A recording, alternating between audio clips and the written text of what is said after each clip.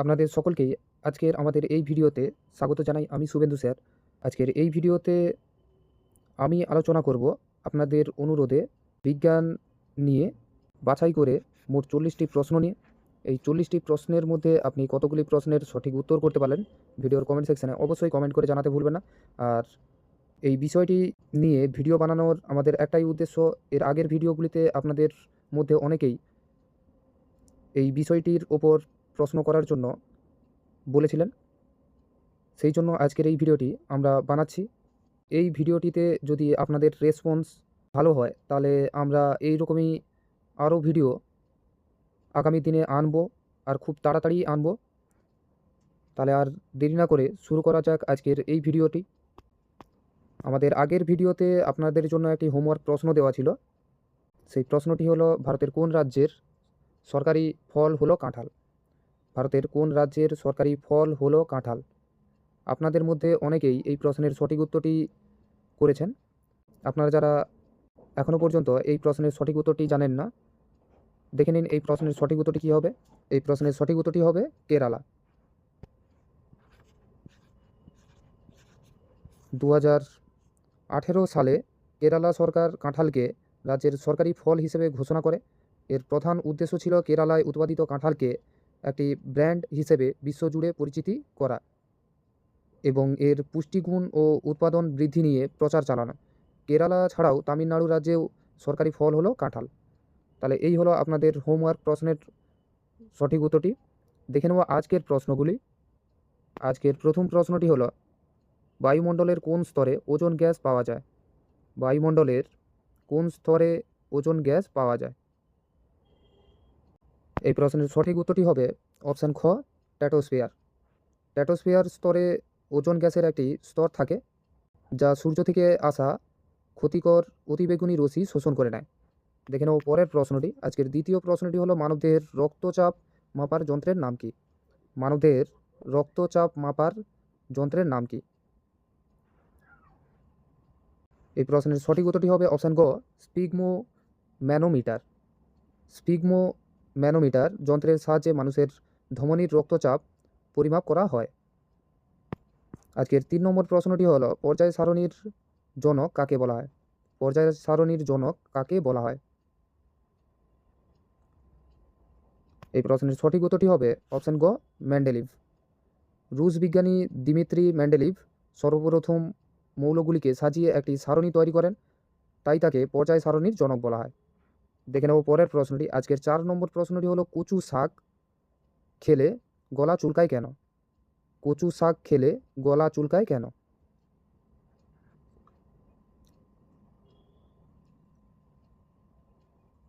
এই প্রশ্নের সঠিক উত্তরটি হবে অপশান ক, ক্যালসিয়াম অক্সালেটের জন্য। কচুতে ক্যালসিয়াম অক্সালেট নামক এক ধরনের সুইয়ের মতো স্ফটিক থাকে যা গলায় বিঁধে যাওয়ার ফলে চুলকানি অনুভূত হয়। দেখে নেব পরের প্রশ্নটি। আজকের 5 নম্বর প্রশ্নটি হলো, পৃথিবীর সবচেয়ে হালকা গ্যাস কোনটি? পৃথিবীর সবচেয়ে হালকা গ্যাস কোনটি? এই প্রশ্নের সঠিক উত্তরটি হবে অপশান গ, হাইড্রোজেন। হাইড্রোজেন হলো পর্যায় সারণীর প্রথম মৌল এবং এটি পৃথিবীর সবচেয়ে হালকা গ্যাস। আজকের 6 নম্বর প্রশ্নটি হলো, কোষ আবিষ্কার করেন কে? কোষ আবিষ্কার করেন কে? এই প্রশ্নের সঠিক উত্তরটি হবে অপশান খ, রবার্ট হুক। 1665 সালে রবার্ট হুক একটি কর্কের পাতলা ছেদ পরীক্ষা করার সময় মৌমাছির চাকের মতো ছোট ছোট কুঠুরি দেখতে পান এবং এর নাম দেন সেল বা কোষ। দেখে নেব পরের প্রশ্নটি। আজকে 7 নম্বর প্রশ্নটি হলো, কোন ভিটামিনের অভাবে রিকেট রোগ হয়? কোন ভিটামিনের অভাবে রিকেট রোগ হয়? এই প্রশ্নের সঠিক উত্তরটি হবে অপশান ঘ, ভিটামিন ডি। ভিটামিন ডি হাড়ের গঠনে সাহায্য করে। এর অভাবে শিশুদের হাড় বেঁকে যায় বা রিকেট রোগ হয়। দেখে নেব পরের প্রশ্নটি। আজকের 8 নম্বর প্রশ্নটি হলো, ফিউজ তার কোন কোন ধাতুর সংকর? ফিউজ তার কোন কোন ধাতুর সংকর?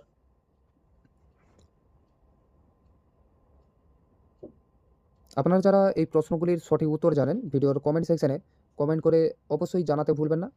আর আপনারা যারা আমাদের আগের ভিডিওগুলি দেখেননি, এই ভিডিওর আই বটনে ক্লিক করে চাইলে আপনারা আমাদের আগের ভিডিওগুলি দেখতে পারেন।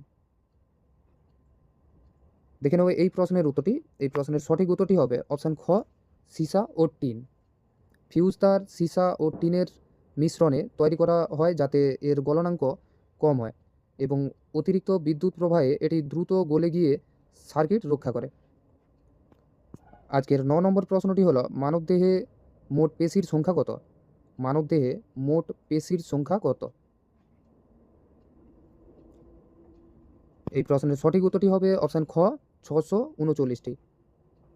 মানুষের শরীরে প্রায় 639টি পেশি থাকে যা আমাদের নড়াচড়া ও কাজ করতে সাহায্য করে।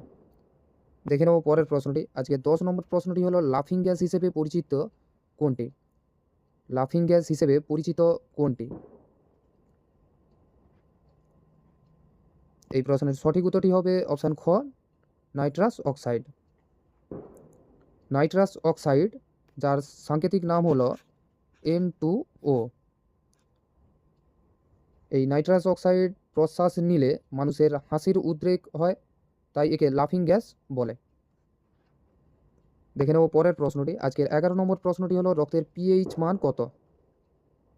রক্তের পিএইচ মান কত? এই প্রশ্নের সঠিক উত্তরটি হবে অপশান খ, 7.4 বা 7.4।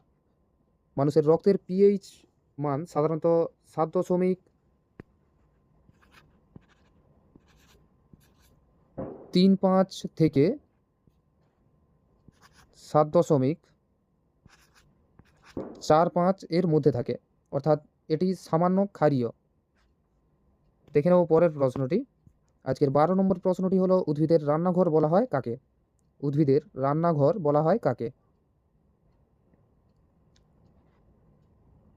এই প্রশ্নের সঠিক উত্তরটি হবে অপশান গ, পাতা। পাতার মধ্যে ক্লোরোফিল থাকে এবং সেখানেই সালোকসংশ্লেষ প্রক্রিয়ায় উদ্ভিদের খাদ্য তৈরি হয়। দেখে নেব পরের প্রশ্নটি। আজকে 13 নম্বর প্রশ্নটি হলো বায়ুর আর্দ্রতা পরিমাপের যন্ত্র কোনটি? বায়ুর আর্দ্রতা পরিমাপের যন্ত্র কোনটি? এই প্রশ্নের সঠিক উত্তরটি হবে অপশান ক, হাইগ্রোমিটার। হাইগ্রোমিটার দিয়ে বাতাসের জলীয় বাষ্প বা আর্দ্রতার পরিমাণ মাপা হয়। আজকের 14 নম্বর প্রশ্নটি হলো পরমাণুর ইলেকট্রন কে আবিষ্কার করেন? পরমাণুর ইলেকট্রন কে আবিষ্কার করেন? এই প্রশ্নের সঠিক উত্তরটি হবে অপশান ক, জে থমসন। 1897 সালে জে থমসন প্রথম পরমাণুর নেগেটিভ চার্জযুক্ত কণা ইলেকট্রন আবিষ্কার করেন। দেখে নেব পরের প্রশ্নটি। আজকের 15 নম্বর প্রশ্নটি হলো হিমোগ্লোবিনের কাজ কি? হিমোগ্লোবিনের কাজ কি? এই প্রশ্নের সঠিক উত্তরটি হবে অপশান গ, অক্সিজেন পরিবহন করা। লোহিত রক্তকণিকায় থাকা হিমোগ্লোবিন ফুসফুস থেকে শরীরের বিভিন্ন কোষে অক্সিজেন পৌঁছে দেয়। আজকের 16 নম্বর প্রশ্নটি হলো হীরক উজ্জ্বল দেখায় কেন? হীরক উজ্জ্বল দেখায় কেন?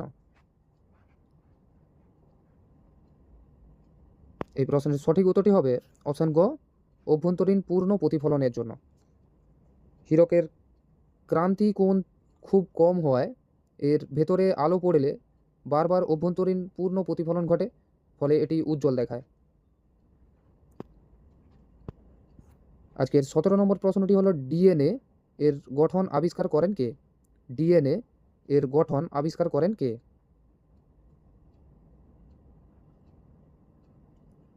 এই প্রশ্নের সঠিক উত্তরটি হবে অপশান ক, ওয়াটসন ও ক্রিক। 1953 সালে জেমস ওয়াটসন এবং ফ্রান্সিস ক্রিক ডিএনএর ডাবল হেলিক্স বা দ্বিতন্ত্রী কাঠামো আবিষ্কার করেন। দেখে নেব পরের প্রশ্নটি। আজকের 18 নম্বর প্রশ্নটি হলো সবথেকে নমনীয় ধাতু কোনটি? সবথেকে নমনীয় ধাতু কোনটি? এই প্রশ্নের সঠিক উত্তরটি হবে অপশান ঘ, সোনা। সোনা সবচেয়ে বেশি নমনীয় ধাতু। সামান্য পরিমাণ সোনা দিয়ে অনেক লম্বা তার বা পাত তৈরি করা সম্ভব। দেখে নেব পরের প্রশ্নটি। আজকের 19 নম্বর প্রশ্নটি হলো প্রাকৃতিক লাঙল বলা হয় কাকে? প্রাকৃতিক লাঙল বলা হয় কাকে? এই প্রশ্নের সঠিক উত্তরটি হবে অপশান খ, কেঁচো। কেঁচো মাটির তলায় গর্ত করে মাটিকে আলগা ও উর্বর করে তোলে, তাই একে কৃষকের বন্ধু বা প্রাকৃতিক লাঙল বলে। আজকের 20 নম্বর প্রশ্নটি হলো নিউটন গতির কয়টি সূত্র দিয়েছেন বা দিয়েছিলেন? নিউটন গতির কয়টি সূত্র দিয়েছিলেন? এই প্রশ্নের সঠিক উত্তরটি হবে অপশান গ, 3টি। স্যার আইজ্যাক নিউটন তার প্রিন্সিপিয়া গ্রন্থে গতির 3টি বিখ্যাত সূত্র প্রদান করেন। দেখে নেব পরের প্রশ্নটি। আজকের 21 নম্বর প্রশ্নটি হলো মানবদেহের কোন অঙ্গে পিত্তরস তৈরি হয়? মানবদেহের কোন অঙ্গে পিত্তরস তৈরি হয়? এই প্রশ্নের সঠিক উত্তরটি হবে অপশান খ, যকৃৎ। পিত্তরস যকৃতে তৈরি হয় এবং পিত্তথলিতে জমা থাকে, যা চর্বি জাতীয় খাদ্য হজমে সাহায্য করে। আজকের 22 নম্বর প্রশ্নটি হলো সাবানের রাসায়নিক নাম কি? সাবানের রাসায়নিক নাম কি? এই প্রশ্নের সঠিক উত্তরটি হবে অপশান ক, সোডিয়াম স্টিয়ারেট। সাবান হলো উচ্চতর ফ্যাটি অ্যাসিডের সোডিয়াম বা পটাশিয়াম লবণ, যার একটি উদাহরণ সোডিয়াম স্টিয়ারেট। দেখে নেব পরের প্রশ্নটি। আজকে 23 নম্বর প্রশ্নটি হলো বৈদ্যুতিক বাল্বের ফিলামেন্ট কিসের তৈরি? বৈদ্যুতিক বাল্বের ফিলামেন্ট কিসের তৈরি? এই প্রশ্নের সঠিক উত্তরটি হবে অপশান খ, টাংস্টেন। টাংস্টেন ধাতুর গলনাঙ্ক খুব বেশি হওয়ায় উচ্চ তাপমাত্রায় এটি গলে যায় না, তাই বাল্বের ফিলামেন্টে এটি ব্যবহার করা হয়। আজকের 24 নম্বর প্রশ্নটি হলো চোখের কোন ত্রুটির কারণে দূরের বস্তু ঝাপসা দেখা যায়? চোখের কোন ত্রুটির কারণে দূরের বস্তু ঝাপসা দেখা যায়? এই প্রশ্নের সঠিক উত্তরটি হবে অপশান খ, মায়োপিয়া। মায়োপিয়া বা হ্রাস দৃষ্টিতে কাছের বস্তু স্পষ্ট দেখা গেলেও দূরের বস্তু ঝাপসা মনে হয়। এর প্রতিকারে অবতল লেন্স ব্যবহার করা হয়। দেখে নেব পরের প্রশ্নটি। আজকের 25 নম্বর প্রশ্নটি হলো লেবুতে কোন অ্যাসিড থাকে? লেবুতে কোন অ্যাসিড থাকে? এই প্রশ্নটির সঠিক উত্তর হবে অপশান খ, সাইট্রিক অ্যাসিড। লেবু ও কমলা লেবু জাতীয় ফলে প্রচুর পরিমাণে সাইট্রিক অ্যাসিড পাওয়া যায়। আজকের 26 নম্বর প্রশ্নটি হলো মহাকাশে পাঠানো প্রথম কৃত্রিম উপগ্রহ কোনটি? মহাকাশে পাঠানো প্রথম কৃত্রিম উপগ্রহ কোনটি? এই প্রশ্নের সঠিক উত্তরটি হবে অপশান খ, স্পুটনিক 1। 1957 সালে তৎকালীন সোভিয়েত ইউনিয়ন প্রথম কৃত্রিম উপগ্রহ স্পুটনিক 1 মহাকাশে পাঠায়। দেখে নেব পরের প্রশ্নটি। আজকে 27 নম্বর প্রশ্নটি হলো মানবদেহের স্বাভাবিক রক্তচাপ কত? মানবদেহের স্বাভাবিক রক্তচাপ কত? এই প্রশ্নের সঠিক উত্তরটি হবে অপশান ক, 120/80। একজন সুস্থ প্রাপ্তবয়স্ক মানুষের আদর্শ রক্তচাপ হলো 120/80 মিমি মার্কারি। দেখে নেব পরের প্রশ্নটি। আজকের 28 নম্বর প্রশ্নটি হলো সূর্যের শক্তির উৎস কি? সূর্যের শক্তির উৎস কি? এই প্রশ্নের সঠিক উত্তরটি হবে অপশান খ, নিউক্লিয় সংযোজন। সূর্যের কেন্দ্রে অত্যাধিক তাপে হাইড্রোজেন পরমাণু যুক্ত হয়ে হিলিয়াম তৈরি করে, যা থেকে প্রচুর শক্তি নির্গত হয়। দেখে নেব পরের প্রশ্নটি। আজকের 29 নম্বর প্রশ্নটি হলো রেকটিফায়ার কি কাজে ব্যবহৃত হয়? রেকটিফায়ার কি কাজে ব্যবহৃত হয়? এই প্রশ্নের সঠিক উত্তরটি হবে অপশান ক, এসিকে ডিসি করতে। রেকটিফায়ার বা একমুখী কারক পরিবর্তী প্রবাহকে অর্থাৎ এসিকে সমপ্রবাহে অর্থাৎ ডিসিতে রূপান্তর করে। দেখে নেব পরের প্রশ্নটি। আজকে 30 নম্বর প্রশ্নটি হলো কার্বনের সবচেয়ে কঠিন রূপভেদ কোনটি? কার্বনের সবচেয়ে কঠিন রূপভেদ কোনটি? এই প্রশ্নের সঠিক উত্তরটি হবে অপশান গ, হীরা। হীরা কার্বনের একটি বিশুদ্ধ রূপভেদ এবং এটি প্রকৃতির সবচেয়ে কঠিনতম খনিজ পদার্থ। আজকের 31 নম্বর প্রশ্নটি হলো দুধ থেকে দই তৈরিতে কোন ব্যাকটেরিয়া সাহায্য করে? দুধ থেকে দই তৈরিতে কোন ব্যাকটেরিয়া সাহায্য করে? এই প্রশ্নের সঠিক উত্তরটি হবে অপশান খ, ল্যাক্টোব্যাসিলাস। ল্যাক্টোব্যাসিলাস ব্যাকটেরিয়া দুধের ল্যাকটোজকে ল্যাকটিক অ্যাসিডে রূপান্তরিত করে দুধকে দইয়ে পরিণত করে। দেখে নেব পরের প্রশ্নটি। আজকের 32 নম্বর প্রশ্নটি হলো মরুভূমিতে মরীচিকা হওয়ার কারণ কি? মরুভূমিতে মরীচিকা হওয়ার কারণ কি? এই প্রশ্নের সঠিক উত্তরটি হবে অপশান গ, অভ্যন্তরীণ পূর্ণ প্রতিফলন। বাতাসের বিভিন্ন স্তরের ঘনত্বের তারতম্য এবং আলোর অভ্যন্তরীণ পূর্ণ প্রতিফলনের কারণে মরুভূমিতে মরীচিকা দেখা যায়। আজকে 33 নম্বর প্রশ্নটি হলো ভিটামিন এ এর অভাবে কোন রোগ হয়? ভিটামিন এ এর অভাবে কোন রোগ হয়? এই প্রশ্নের সঠিক উত্তরটি হলো অপশান খ, রাতকানা। ভিটামিন এ চোখের রেটিনার রোডোপসিন তৈরি করে। এর অভাবে স্বল্প আলোতে দেখা যায় না, যাকে রাতকানা বলে। দেখে নেব পরের প্রশ্নটি। আজকে 34 নম্বর প্রশ্নটি হলো পিতল কোন কোন ধাতুর সংকর? পিতল কোন কোন ধাতুর সংকর? এই প্রশ্নের সঠিক উত্তরটি হবে অপশান ক, তামা ও দস্তা। পিতল হলো তামা ও দস্তার একটি সংকর ধাতু। আজকের 35 নম্বর প্রশ্নটি হলো ডারউইনের বিখ্যাত বইটির নাম কি? ডারউইনের বিখ্যাত বইটির নাম কি? এই প্রশ্নের সঠিক উত্তরটি হবে অপশান খ, অরিজিন অফ স্পিসিস।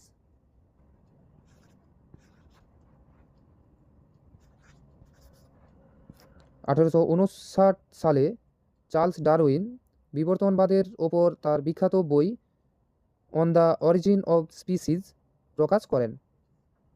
দেখে নেব পরের প্রশ্নটি। আজকে 36 নম্বর প্রশ্নটি হলো কোন যন্ত্রের সাহায্যে ভূমিকম্প মাপা হয়? কোন যন্ত্রের সাহায্যে ভূমিকম্প মাপা হয়?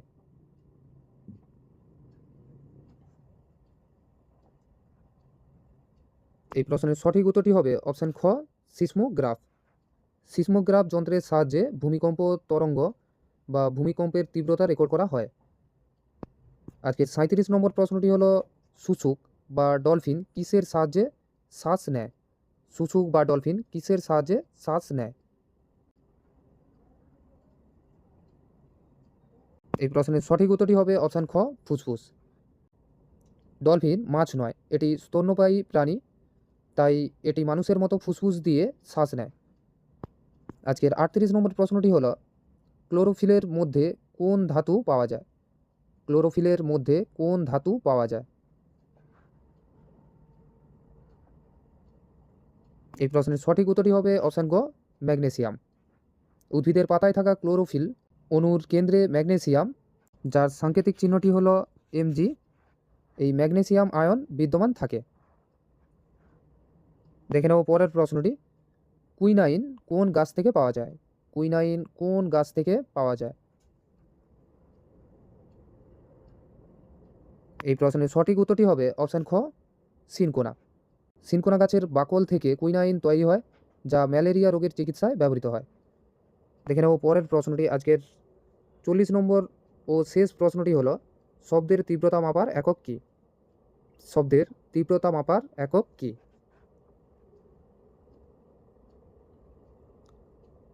এই প্রশ্নের সঠিক উত্তরটি হবে অপশান গ, ডেসিবেল। শব্দের প্রাবল্য বা তীব্রতা পরিমাপের একক হলো ডেসিবেল, যার সাংকেতিক চিহ্ন হলো ডিবি। তাহলে এই হলো আমাদের আজকের মোট 40টি প্রশ্ন। এই 40টি প্রশ্নের মধ্যে আপনি কতগুলি প্রশ্নের সঠিক উত্তর করতে পারলেন ভিডিওর কমেন্ট সেকশানে অবশ্যই কমেন্ট করে জানাতে ভুলবেন না। আর আজকের আপনাদের হোমওয়ার্ক প্রশ্নটি হলো পৃথিবীর বায়ুমণ্ডলে যদি গ্রিন হাউস গ্যাস একেবারেই না থাকতো তবে পৃথিবীর ওপর এর প্রভাব কী হতো? পৃথিবীর বায়ুমণ্ডলে যদি গ্রিন হাউস গ্যাস একেবারেই না থাকতো তবে পৃথিবীর ওপর এর প্রভাব কী হতো? আপনাদেরকে করতে হবে এই প্রশ্নের সঠিক উত্তরটি ভিডিওর কমেন্ট সেকশনে কমেন্ট করে জানাতে হবে। তাহলে আবার দেখা হবে আবার একটি নতুন ভিডিওতে। ততক্ষণের জন্য ভালো থাকবেন, পড়তে থাকবেন।